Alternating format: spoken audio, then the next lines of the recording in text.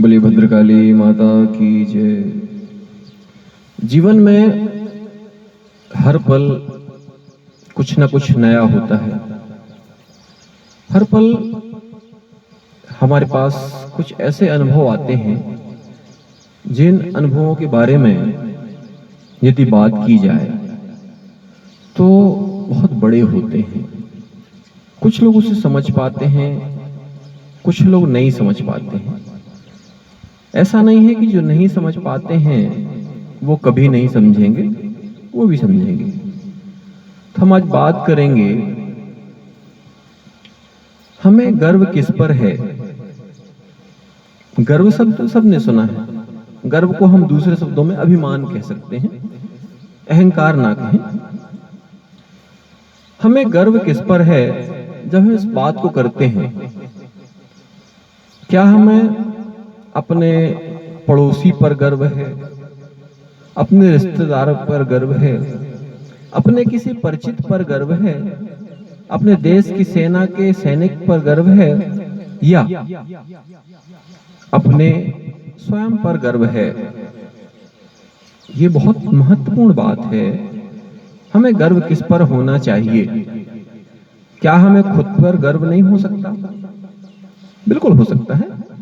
यदि हम ऐसे काम करेंगे जिसके लिए हमें खुद पर नाज हो, खुद पर गर्व हो, खुद पर अभिमान हो। हम ऐसे कोई काम कर रहे हैं जिससे कहीं न कहीं बहुजन हिताय, बहुजन सुखाय की बात और कार्य दोनों हो रहा हो, हमें गर्व होगा उस समय खुद पर। हमारी मातृभाषा पर हमें गर्व होना चाहिए। हम भारतवासी हैं, हमें अपने भारतवासी होने पर गर्व होना चाहिए। हम किसान हैं, हम इस मिट्टी से पले बढ़े हैं, हमें इस पर गर्व होना चाहिए। आज लोग छिपाते हैं किसी से बताने के लिए कि मैं किसान हूं। क्यों? क्या आप चोरी कर रहे हैं? छिपाए वो जो चोरी कर रहा हो। तो हमें खुद पर गर्व तभी होगा जब हम कुछ ऐसे काम करते हैं जिससे परिवर्तन की दिशा तय होती है। यदि हम परिवर्तन की दिशा तय कर पा रहे हैं तो हमें स्वयं पर अभिमान होगा, स्वयं पर गर्व होगा और अहंकार भी हमारे अंदर प्रवेश नहीं करेगा।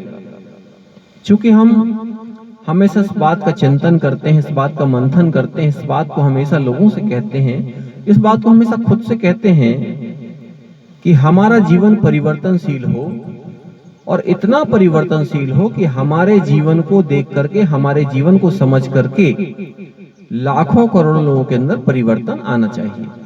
परिवर्तन एक दिन में नहीं आता है, ये बात तय है।